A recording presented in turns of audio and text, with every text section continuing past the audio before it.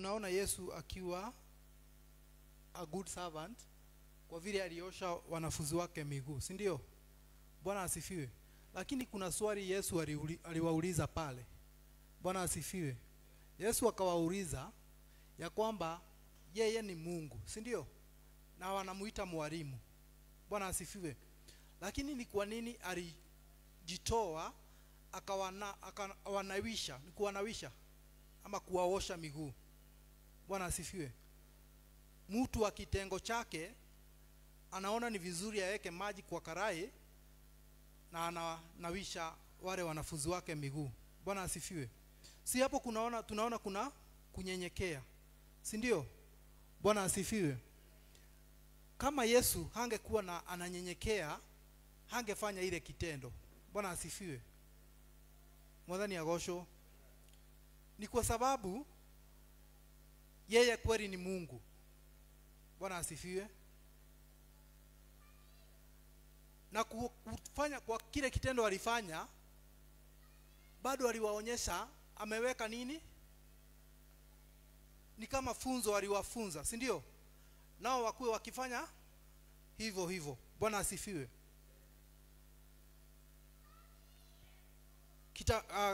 Kabla tujaendelea, tumesomewa lakini tumesikia.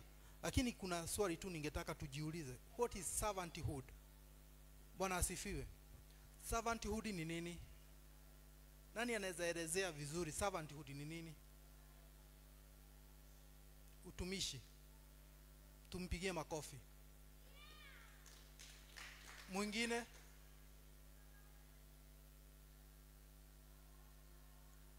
Kulingana na Biblia ama Bible Dictionary, tunaweza sema servanthood ni kuwa mtu ambaye amenyenyekea, amejitoa. Bwana asifiwe. Mtu ambaye amejipeana willingly kufanyia wengine kazi, si ndio? Bwana asifiwe. Kama vile mchungaji anajitoa, si ndio? Mwadhani agosho. Hata hiyo Joshua amesema ni ako right. Kwa sababu ni kujipeana, kujitoa, si ndio? Bwana asifiwe. Kwa hivyo servanthood tunaweza ita hivi na kimombo. Servanthood is a dedication a dedicated willing service to others. Bwana asifiwe. Ukiwa unajitoa ufanyie wengine kazi, hiyo ndio tunaita servanthood. Lakini tuangalie, kuna wale ambao wanajitoa wafanyie wengine kazi, lakini mwisho wanapata nini? Sifa ama kulipwa, si ndio? Lakini kama ni servanthood hawaangaliagi ile matokeo itatokea nyuma. Bwana asifiwe. Wanaangaliaga kujipeana, kufanyia wengine kazi, malipo wanajua ni ya Mungu, si ndio? Bwana asifiwe. Kuna malipo Yesu alikuwa anataka, ama kuna malipo Yesu alikuwa anasubiri akifanya mambo yale alikuwa anafanya? Mwisho yake alikuwa anafanya kulingana na mapenzi ya nani? Ya baba yake, si ndio? Ambaye ni Mungu wetu. Bwana asifiwe. Okay. Tena tunaweza sema yule servanthood ni kama ameweka mawazo yake katika uhai wake ya kuweza kugharamika bila kujipendelea we mwenyewe. Bwana asifiwe. Bila kupenda roho yake. Bwana asifiwe. Si kuna mahali Biblia inasema ya kwamba wale ambao wanaangalia sana moyo yao wataipoteza, si ndio? Lakini wale ambao hawashughuliki sana na moyo yao watafanya nini? Wataurithi, si ndio? Mwadhani agosho. So hiyo ndio maana ya servanthood. Hebu tuwekee tena katika kitabu cha Mark 10:45. Kevin tusomee.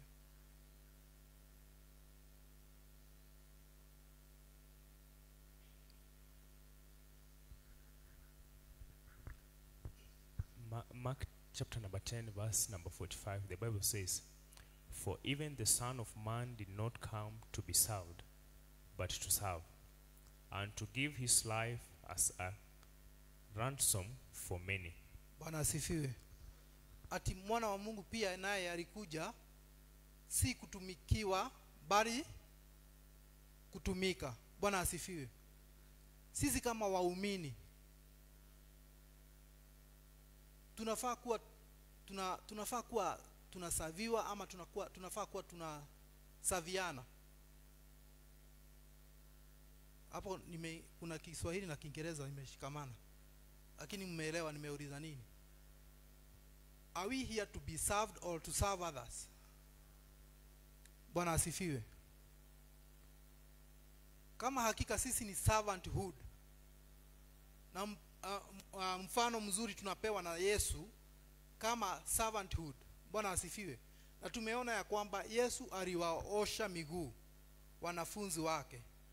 Na tena maandiko hapa inasema ya kwamba mwana kondoo Yesu alikuja akatolewa dhabihu ndiposa aweze kutumika. Bwana asifiwe. Lakini sio atumikiwe, asitumikiwe, no, asitumikiwe bali atumike. Bwana asifiwe. So mfano mzuri kwa wafuasi ambao ni sisi wafuasi wa Yesu, tunafaa kuwa tunatumika kuliko kutumikiwa. Bwana asifiwe. Mfano mzuri tunaweza angalia na mchungaji. Nimesema tena mchungaji vile yeye anajitoa kwa kazi ya Mungu, si ati anangojea msahara, lakini malipo anajua inatoka kwa Mungu. Hebu tuende katika kitengo cha juu tuone sasa wale ambao ni kama president ama governor. Bwana asifiwe. Umewahi ona hao wakubwa wakifanya kazi ati ni kama kutumikia raia? Bwana asifiwe. Kuna wakati wanamayafanya hivyo, isipokuwa ni wakati ule wana campaign, si ndio? Wakati unaona ati mtu amekuja na umekupata unalima, anachukua jembe anaanza kufanya kazi na wewe. Bwana asifiwe. Lakini wakati ule kuna kile anatafuta, si ndio? Wadhani agosho. Lakini Biblia inasema ya kwamba sisi kama watumishi wa Mungu pia tunafaa kutumika na tusigojee kutumikiwa. Bwana asifiwe. Na hiyo ndio jawabu kuu Yesu alikuwa anataka kuonyesha watu akiwaosha mguu. Si aliwauliza swali pale. Amewauliza aje? Ni kwa nini mimi mwenyewe nimefanya hivyo? Ili hali mnaniita mimi mwalimu na mnaniita Mungu. Bwana asifiwe. Ama Lord si Mungu. Si walikuwa namuita hivyo. Lakini yeye na uungu wake alichukua maji na akawaosha, si ndio? Bwana asifiwe. Hebu tuone moja ya moja hizo service ambazo ni za servanthood. Na moja tunaweza sema ni selfless service. Bwana asifiwe. Selfless service.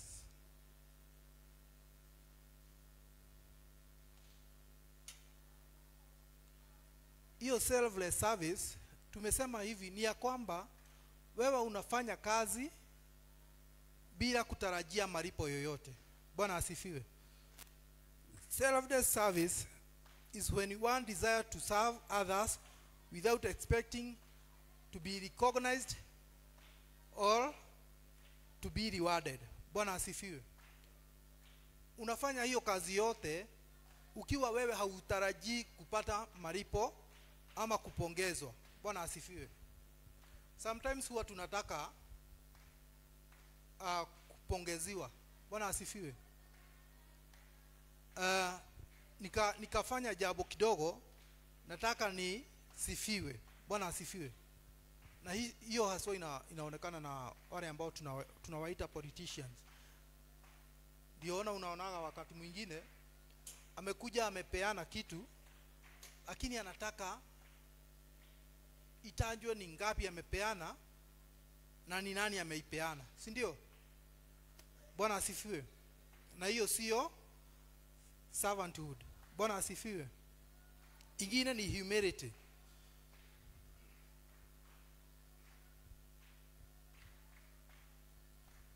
Humility, na tutakuja kuangalia hapo baadaye. Tunaona ya kwamba hiyo ina involve mtu kutokuwa na kitu ambayo tunaita pride. Bwana asifiwe. Mtu ambaye ananyenyekea. Bwana asifiwe. Huo unyenyekevu si ndio unaitwa humility. Kama wewe ni servanthood, lazima ukuwe na humility. Bwana asifiwe. Unaweka ego kando. Bwana asifiwe. Na kiburi. Haleluya. Diposa uweze kuitika a good servant. Haya, tutaenda kuangalia examples ya Jesus.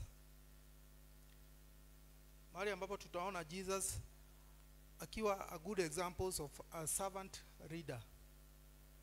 Bwana asifiwe. Na moja tumeiona ni wakati ambapo alikuwa anaosha wanafunzi wake miguu. Bwana asifiwe. Si tumemwona akiosha wanafunzi miguu.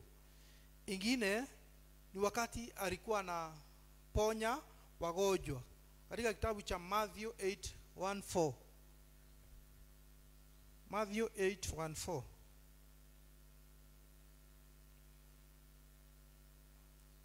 Tusomee Kevin. Matthew 8:14. Matthew chapter number 8 from verse number 1, the Bible says that when Jesus came down from the mountainside, large crowd followed him. A man with leprosy came and knelt before him and said, Lord, if you are willing, you can make me clean. Jesus reached out his hand and touched the man. I am willing, he said, be clean. Immediately he was cleansed of his leprosy. Then Jesus said to him, see that you don't tell anyone, but go, show yourself to the priest and offer the gift Moses commanded as a testimony to them. Amen. Abu rudi hapo 3. Rudi hapo 3. Ni sawa, umefikisha hapo. Abu tusome sisi wote tusikie vile Yesu alisema ama alifanya. Jesus reached out and he said, I am willing. He said, be clean. Immediately he was cleansed of his. Bwana asifiwe. Kama Yesu alikuwa na kiburi, kama Yesu hakuwa humble, ni mkubwa, na ndiposa tunataka kulinganisha hao watu ambao ni politicians, hao wakubwa. Hebu mtu atoke tu huko, kuna vile anaweza enda kumguza ama kumuendea. Bwana asifiwe. Hata sio kumuongeresha, hata kujaribu kumfikia, kuna vile anaweza. Lakini mwana wa Mungu akiwa na uungu wake, kwa sababu yeye ni mkuu, si ndio? Alisikia vile huyu mtu ambaye alikuwa na ugonjwa alisema, na hakika akamwambia I'm willing. Bwana asifiwe. Kuonesha ya kwamba alikuwa mnyenyekevu, si ndio? Bwana asifiwe. Alikuwa mtu ambaye ni servant, kwa sababu alikuja kutumikia wanadamu, si ndio? Bwana asifiwe.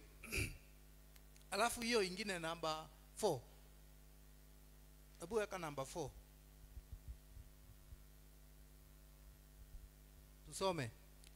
Then Jesus said to him, see that you don't tell anyone, but go show yourself to the priest and offer the gift Moses commanded as a testimony to them. Bwana asifiwe.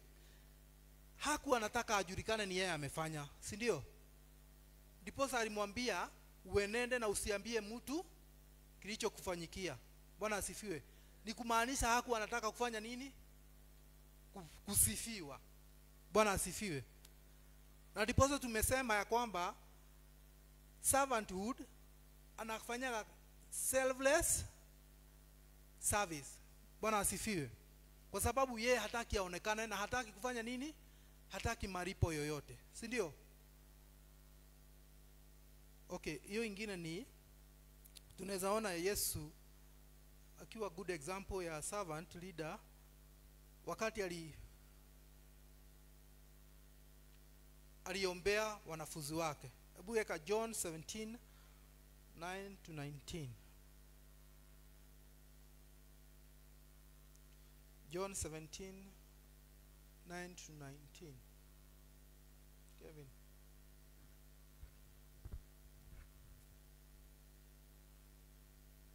John chapter number 17 from verse number 9. The Bible says, I pray for them. I'm not praying for the world, but for those you have given me, for they are yours. All I have is yours, and all you have is mine, and glory has come to me through them.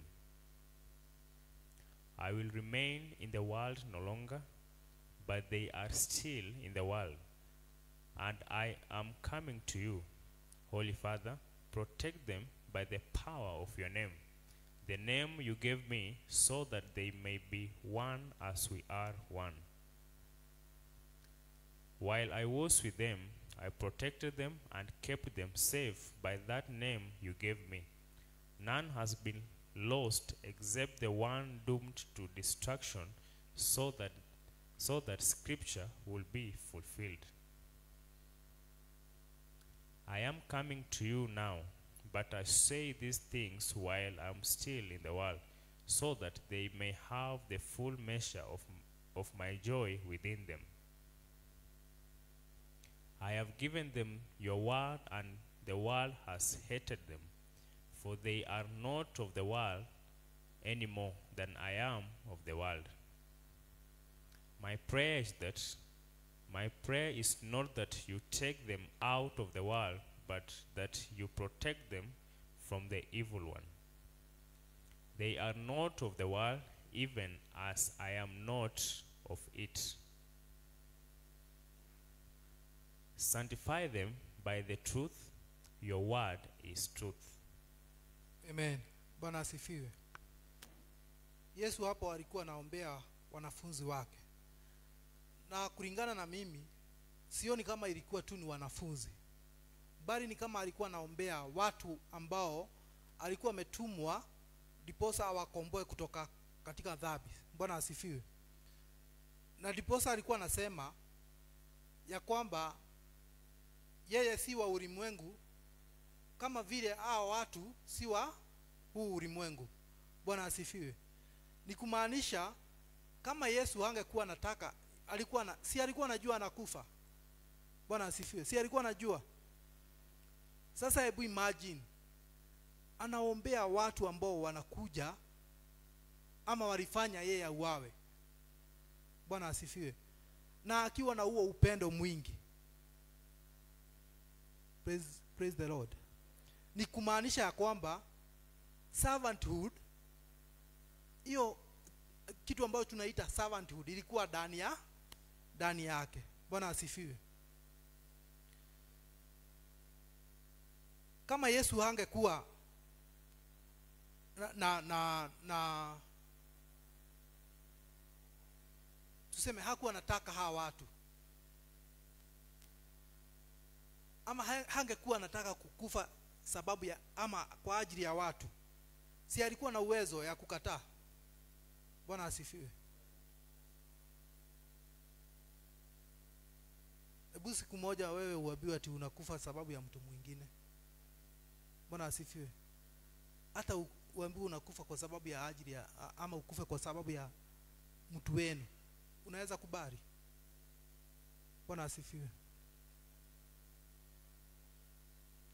Sasa Yesu alikufa kwa ajili ya watu, na watu ndio walikuwa wanakuja kumuua.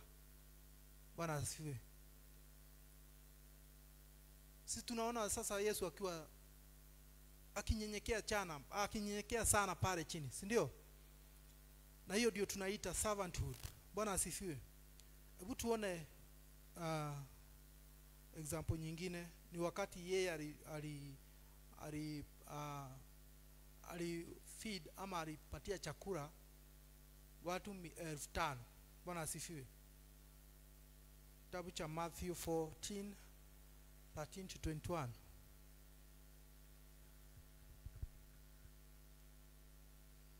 Matthew 14 from verse number 13 to 21.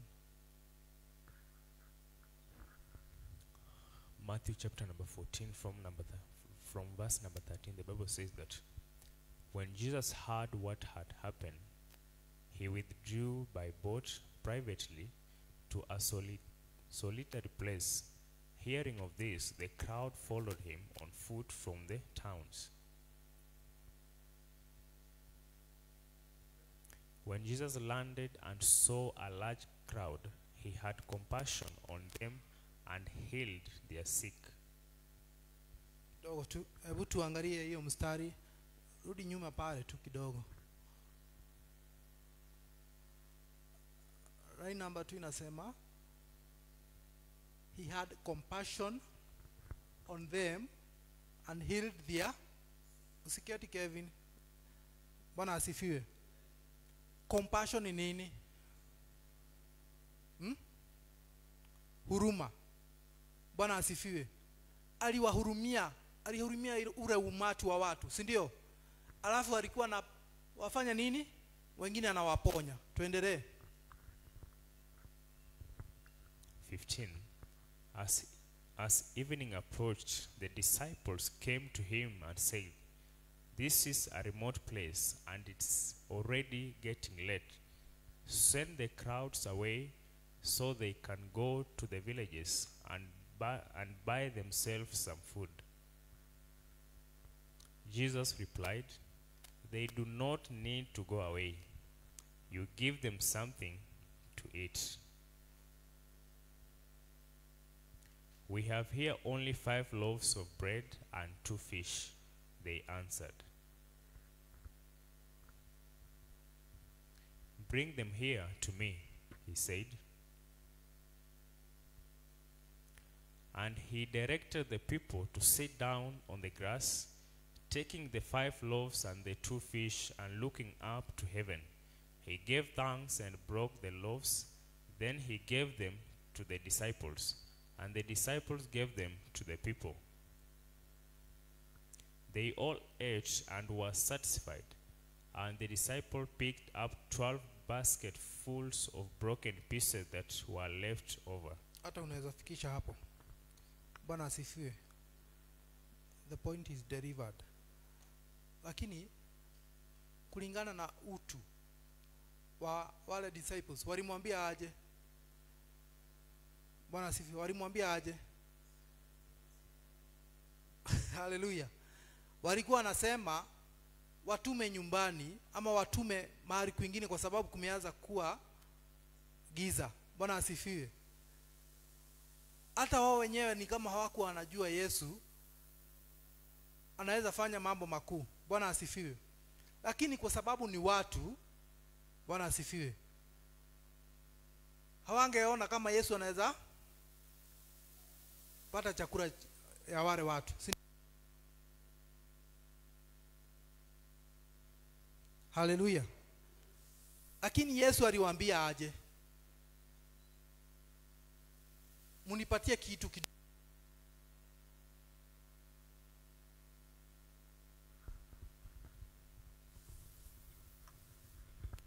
Na nifanye hawa watu wakure na washibe, si ndio? Bwana asifiwe. Yesu alikuwa na uwezo wa kufanya vile kwa sababu yeye alikuwa mwana wa Mungu. Bwana asifiwe. Na kama kweli alikuwa anaona ni vizuri atume wale watu, angewatuma. Bwana asifiwe. Kulingana na usubufu pengine wa watu. Bwana asifiwe. Lakini Yesu hakufanya hivyo. Kenye alifanya ni kuambia wanafunzi wake walete chakula ambacho walikuwa nayo, na ikawa multiplied, si ndio? Bwana asifiwe.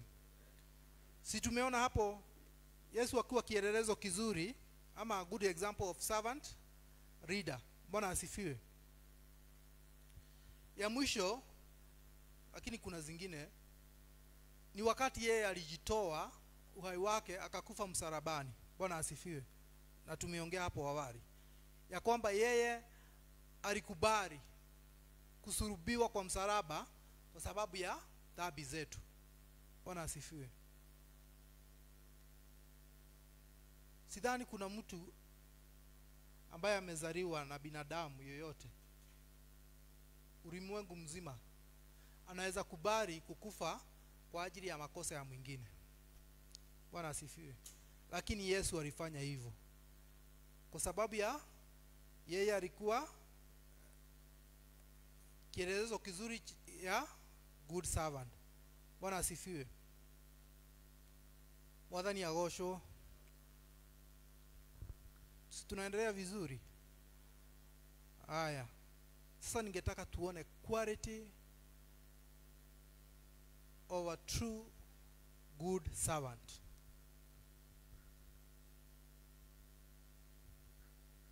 Qualities of a true good servant. Na ujue hizi vitu ni kama zinajirudia. Bwana asifiwe. Nimesoma tutakuja kuangalia kuhusiana na humility, lakini utaona humility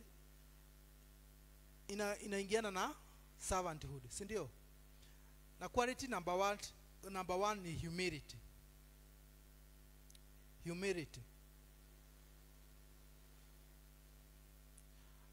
True servant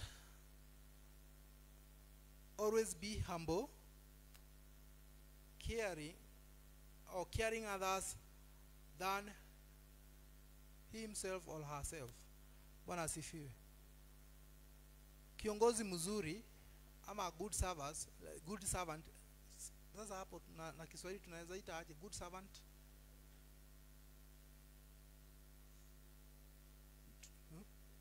Mtumishi wa kweli. Mtumishi wa kweli. Sasa unaona, mtumishi wa kweli anaangaliaga mambo ya wengine kuliko vile anaangalia mambo yake. Mtumishi haswa. Hiyo hata ndio inaingiana vizuri. Mtumishi haswa. Yule ambaye ni mtumishi. Kama vile mama anakuwa. Si mama anaangaliaga mama anaweza lala njaa lakini watoto wakule kwanza. Bwana asifiwe.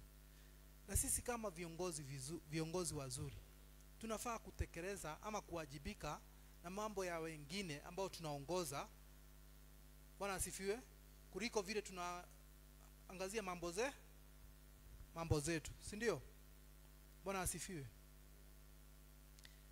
Hapo tukisoma katika Biblia, mara Yesu alikuwa anaosha wanafunzi wake miguu. Yeye alikuwa ameoga ama aliweka maji akaoga kwanza? Bwana asifiwe. Alioga yeye kwanza ama aliwaosha? Hiyo nayo inatufunza aje? Si ni hivyo tunasema? Wewe kama ni kiongozi, we read by examples, na tunafaa kuwa mstari mbele tukiangalia mambo ya wengine kuliko vile tunaangalia mambo zetu. Bwana asifiwe. Na viongozi wetu wanafanya hivyo kweli?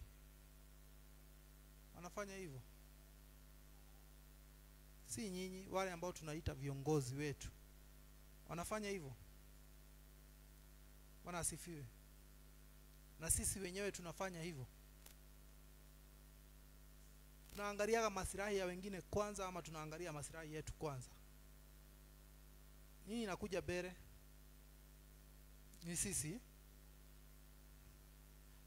Lakini sasa tumejua tunafaa kuangalia maslahi ya wengine kwanza, alafu Bwana asifiwe.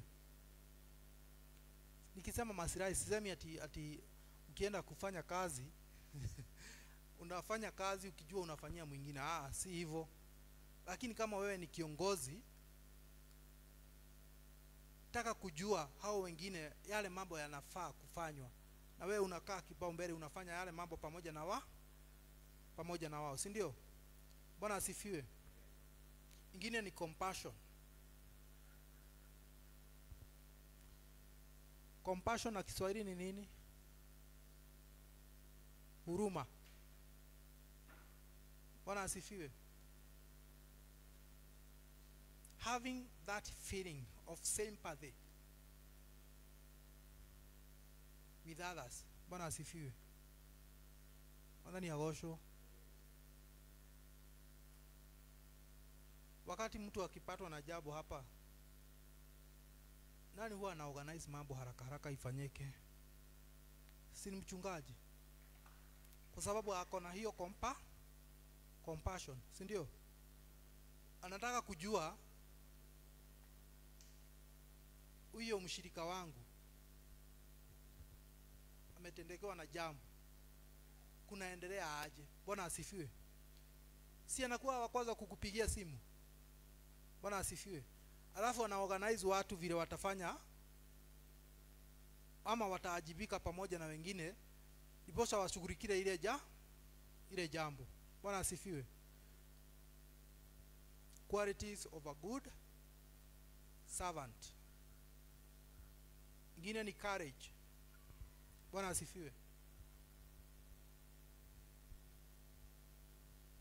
Ukiwa kama wewe ni kiongozi, na ni kiongozi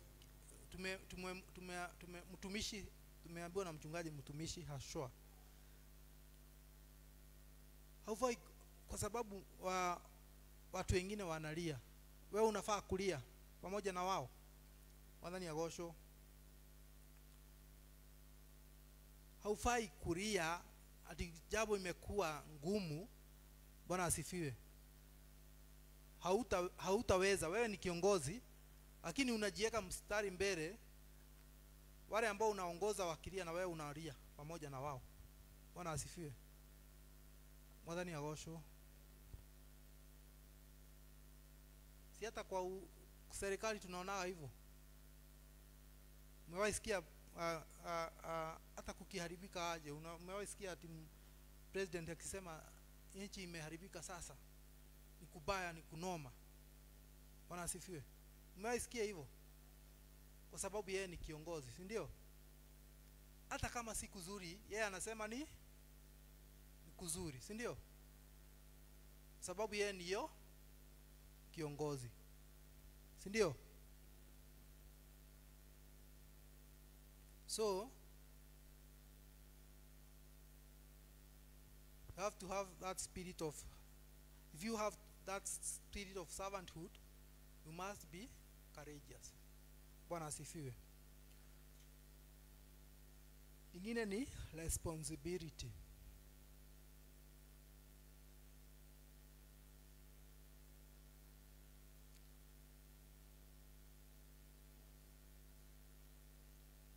Ukiwa responsible, Bwana asifiwe, na mambo yako hata ya wengine, si unakuwa responsible? Bwana asifiwe. Kiongozi mzuri tumesema ni yule anaongoza na example, si ndio? Bwana asifiwe. Usiseme wewe ni kiongozi na mnataka kufanya jambo fulani, na tulisoma pale kiongozi ni mzuri ni yule anafanya nini? Anatumikia wengine, si ndio? Bwana asifiwe. Lakini wewe umeitwa kiongozi, lakini wale ambao unaongoza, kukifanyika ni jambo mnataka kufanya, wewe unakuwa umejitenga. Bwana asifiwe. Wale ambao unaongoza ndio unataka wafanye. Bwana asifiwe. So kama kiongozi unafaa kuwa responsible. Ingine ni consistent.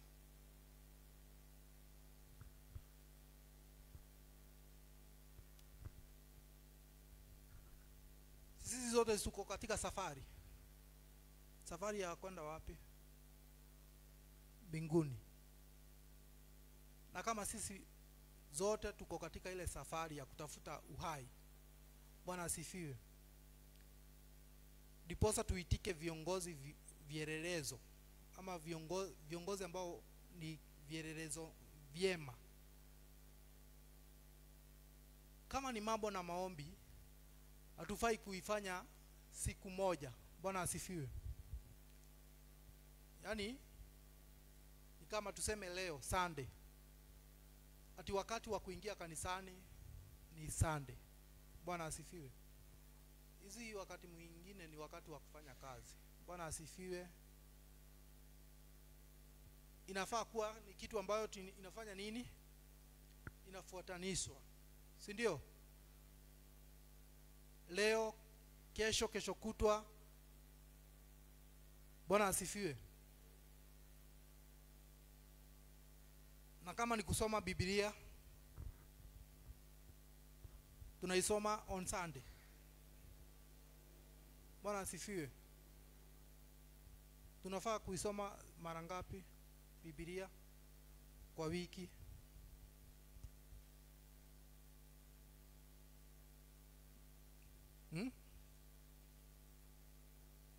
Ongea na sauti Kevin. Bwana asifiwe. Sababu Biblia imesema ya kwamba to meditate it day and night. Bwana asifiwe. So si ati nikisoma leo kesho yake sifai kusoma, si ndio? Inafaa kuwa ni mtindo. Ndipo tumesema ni consistent. Bwana asifiwe. Ingine ni yielded ama yielding.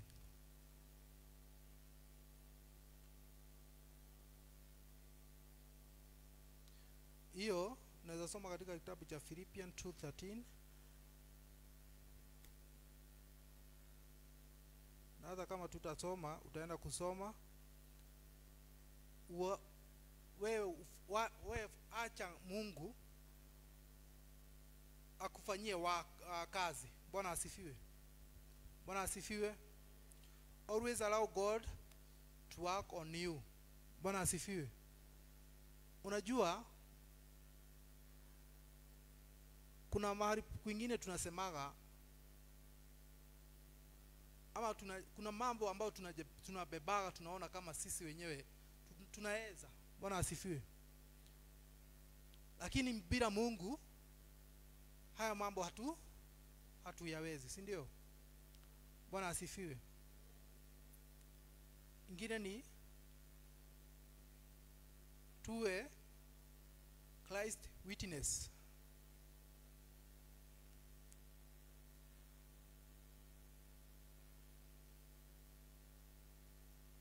Hiyo unasoma katika kitabu cha Philippians 2:16. Kazi yetu kama Wakristo ni kufanya nini? To let the will of God be on us. Bwana asifiwe.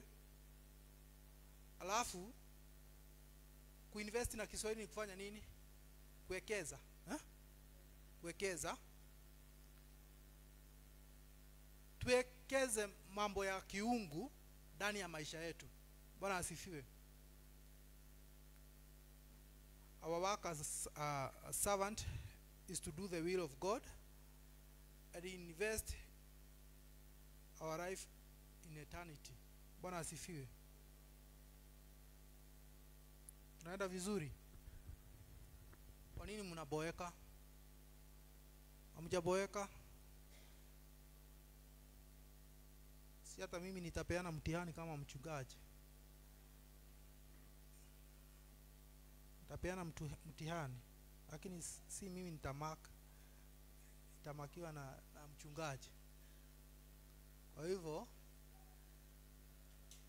mahali ambapo tunasoma mtu ashike vizuri, kwa sababu mtihani inakuja. Bwana asifiwe. Ingine ni integrity.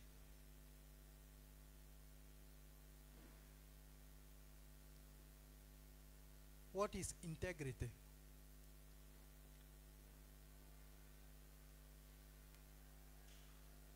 Integrity ni nini?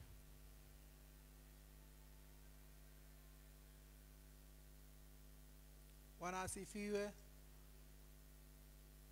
Nani anaweza nijibu hiyo swali? Integrity. Kisemei unataka kujaribu?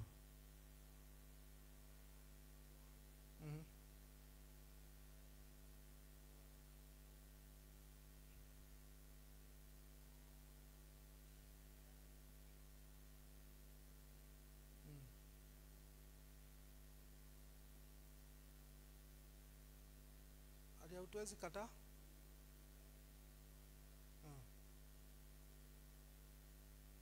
Tupigie Kisemei makofi mazuri.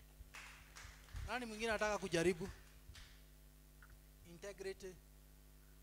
Na venye tuko na watu wengi ambao wako shule saa hizi. Hata mwalimu wetu wa hesabu ako pale nyuma, Bwana Kahiga. What is integrity?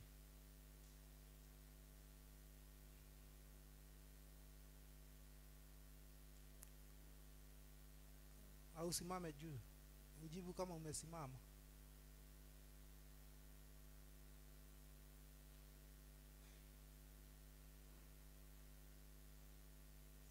Amen.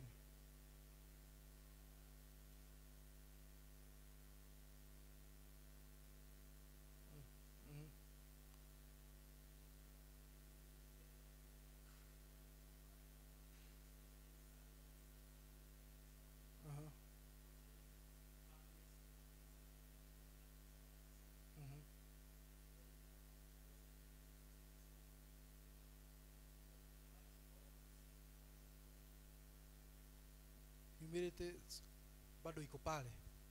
Tuwapigie makofi mazuri. Mmewahi jiuliza kwa nini kuna nyumba inaitwa hivyo Nairobi Integrity House? Mmewahi jiuliza? Bwana asifiwe. Ni kama ni nyumba ya uwazi, si ndio? Chochote ambacho kinafanyika pale kiko na uwazi, si ndio? Bwana asifiwe. Hao wote wamejua. Bwana asifiwe. Kahiga na Kisemei mko sababa, si ndio? Okay. Lakini katika kiungu tunasema Kahiga ameweka humility na iko ndani ya pale. Tunasema ya kwamba if we are true servant leaders, our actions should reflect our faith. Bwana asifiwe. Wadhani ya osho. Matendo yetu inafaa kulingana na imani yetu, si ndio? Bwana asifiwe. Sijui kama tunaelewana ama tuko pamoja. Matendo yetu ilingane na imani yetu, si ndio? Bwana asifiwe.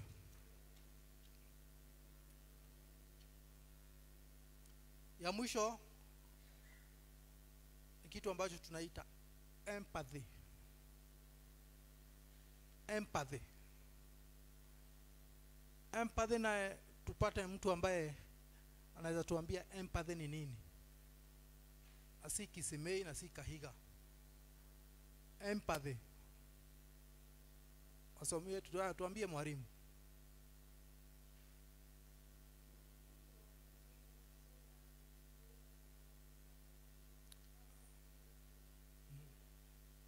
Amen. Tumpigie makofi mazuri. Abusikia venye nimeandika hapa. Empathy for a servant leader is simply being able to visualize yourself in someone else's position. Bwana asifiwe. By understanding what others are feeling. Bwana asifiwe. Vile mwalimu ametuambia kujiweka katika kiatu ya mwenzio. Bwana asifiwe. Ujue ya kwamba mtu fulani anapitia haya. Bwana asifiwe. Na kama mtu fulani anapitia haya, pia na wewe inakuhusu, si ndio?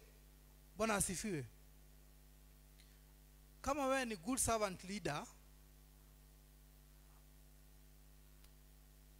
kama wewe ni kielelezo, ni kiongozi kielelezo, ama kiongozi tuliambiwa aje,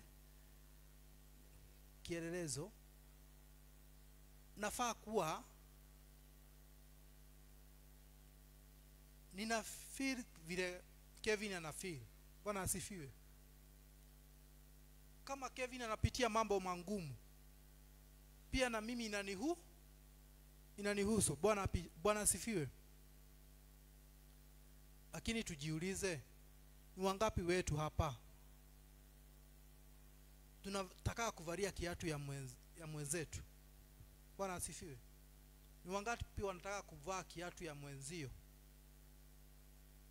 kikiwa kimbaya, kikiwa kikubwa, kikiwa kinakufinya? Bwana asifiwe. Ama wengi tunasemanga haiwezi nitoshea, si ndio? Tunasema hiyo kiatu haiwezi nitoshea. Bwana asifiwe. Mwadhani ya gosho. Kiongozi mzuri ni yule anaangalia mambo ya wengine. Na tulipeana mfano mzuri na pastor. Ukafanyikiwa na jambo, yeye anakuwa mstari wa mbele kutaka kujua unasaidika aje. Bwana asifiwe.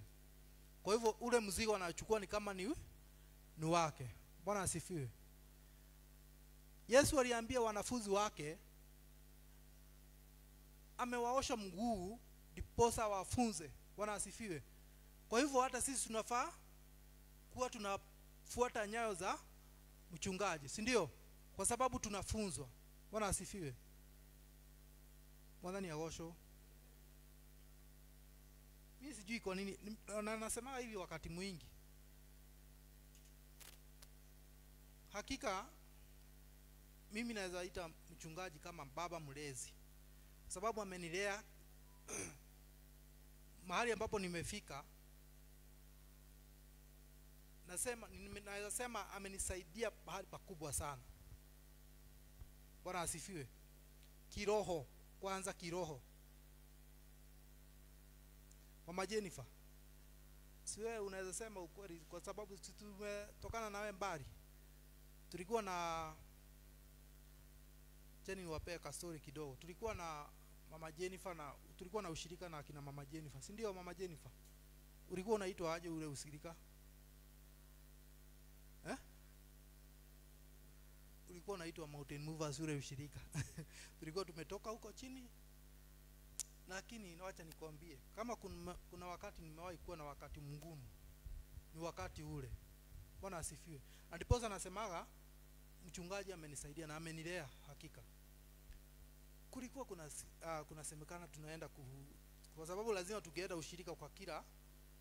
Sisi tulikuwa tumetengwa watu wa juu, tulikuwa tunaenda ushirika na wale ambao watu wa juu. Tulikuwa bado tunasoma huko kanisa la chini. Sasa kugesemekana ati kuna mahali fulani tunaenda, mimi nilikuwa tu nawakaribisha kwetu. Ndio nisikue ati ni mimi nitaambiwa nifanye nini? Nihubiri. Bwana asifiwe. Kwa sababu tulikuwa tunapewa kila mtu nafasi yake. Bwana asifiwe. Sasa kuna wakati tulienda kwa Bogua, nikaambiwa ni mimi ninahubiri. Sasa mimi acha nikwambie, nilienda, lakini nilikuwa nauliza tu si stima ipotee tu. Si stima tu ipotee, kwa sababu stima ikipotea nitapata nafasi mzuri ya excuse. Lakini naye Mungu hakuwa anataka ifanyike hivyo. Sasa unakula mdomo ukitetemeka, hata kuongea unatetemeka, lakini Mungu ni mzuri. Sasa hii tunaendelea. Wakati mwingine tunaenda kwa Mama Jennifer. Sasa hiyo wakati kwanza ndio nilisikia kwanza, sasa niambie hiyo nyumba ya Mama Jennifer ipasuke hivi niingie. Kwa sababu kulikuwa na watu wengi, na hata mzee wako alikuwa.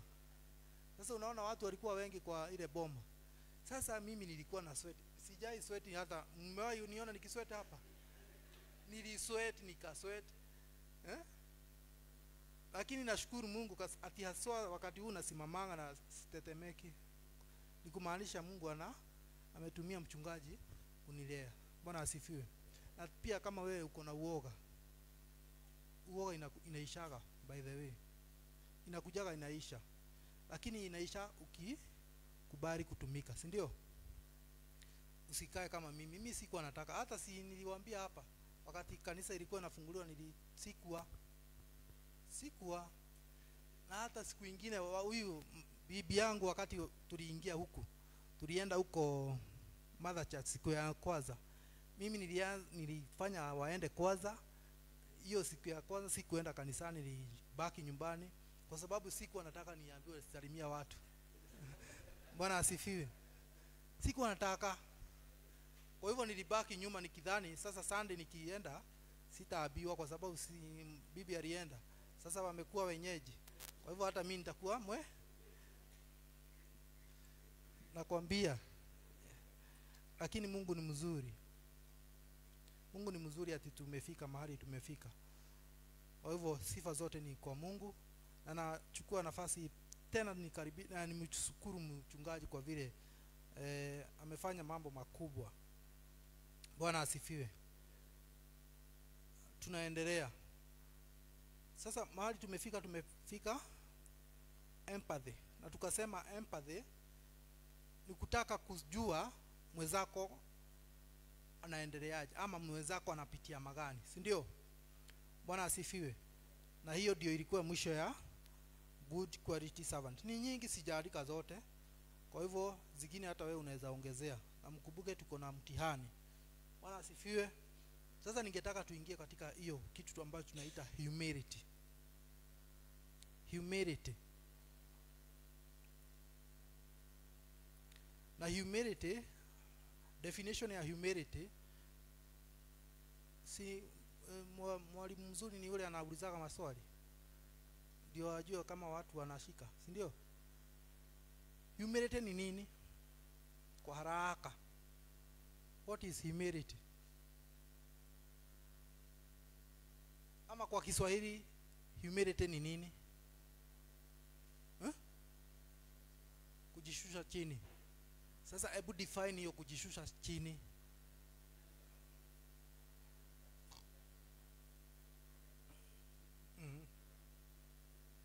Okay. Nani mwingine ako na jaribio lingine? Humility. Humility umejua ni hivyo. Lakini kwangu mimi naweza sema humility ni kinyume cha pride, si ndio? Bwana asifiwe. Tupigie huyu mzee makofi. Humility ni kinyume cha pride. Kama wewe ni mtu ambaye ni humility, hauna kiburi, si ndio? Pride ni kiburi. Hauna kiburi ndani yako. Bwana asifiwe. So hiyo ndio definition ya humility. Na humility involve submitting yourself to God through caring for others before yourself.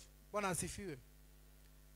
Yani you submit to God will,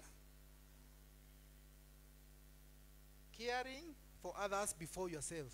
Bwana asifiwe. Simeona tulikuwa tumetangulia hapo bena tukaisema humility.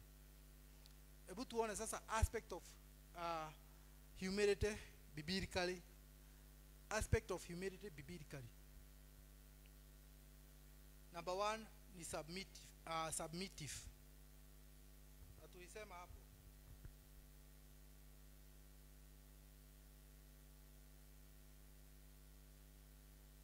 unajipeana kwa Mungu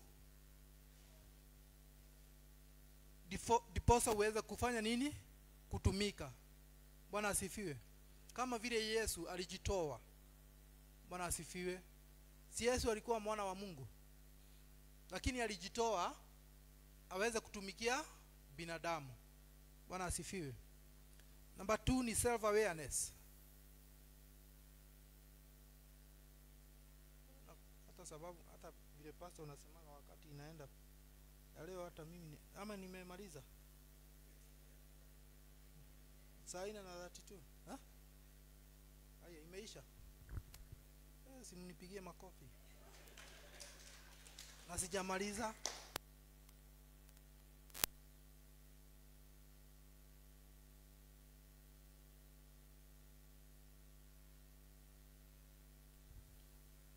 Hizi mic Aaron leo ni kama hajaweka nini. Self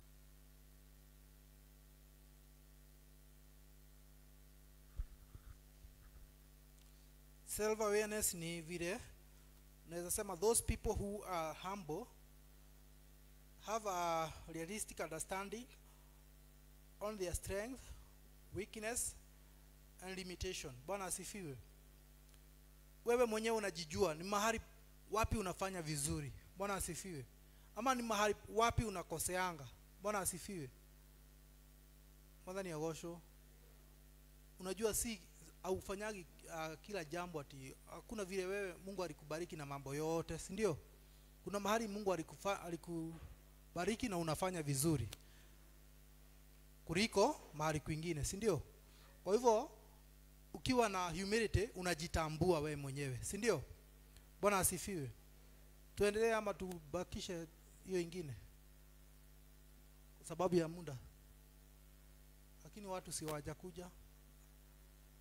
Wacha tusome ingine moja, si ndio? Ingine ni open mind.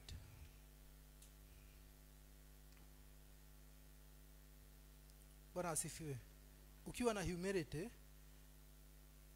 wewe unapataga my ideas. Bwana asifiwe.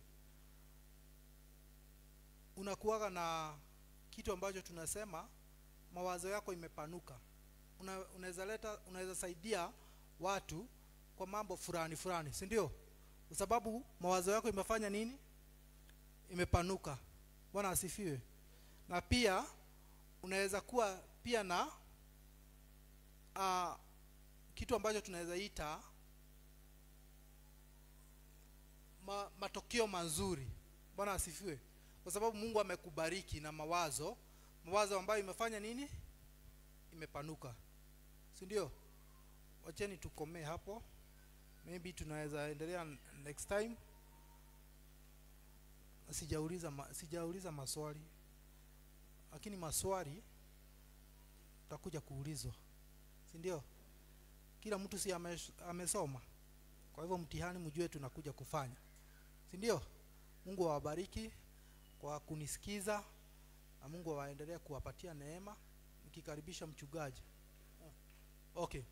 So ningetaka tufanye aje? Kutoka